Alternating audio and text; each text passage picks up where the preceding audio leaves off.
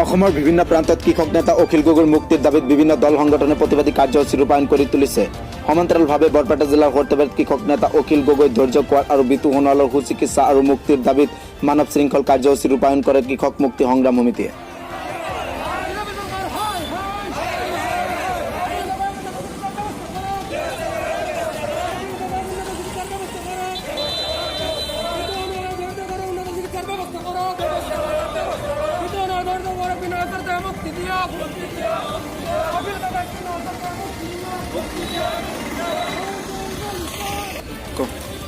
আজি আমি কৃষক মুক্তি সংগ্ৰাম সমিতিৰ ফালৰ পৰা কৃষক নেতা অখিল গগৈ ধৈৰ্য কোঁৱৰ বিতু সোণোৱালক বিনা চৰ্তে মুক্তিৰ দাবীত আৰু অখিল গগৈ সহ সকলো কাৰাবন্দীক মুক্তি লগতে সুচিকিৎসা প্ৰদান কৰাৰ কাৰণে আমি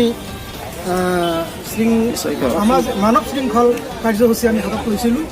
আমি মানৱ শৃংখল কাৰ্যসূচী ইতিমধ্যে আমি অন্তিম পেলাইছোঁ।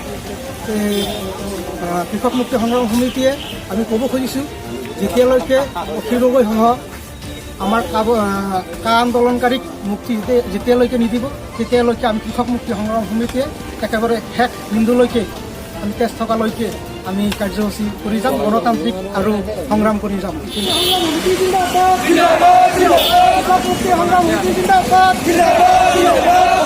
মুক্তি দিব লাগিবই, মুক্তি দিব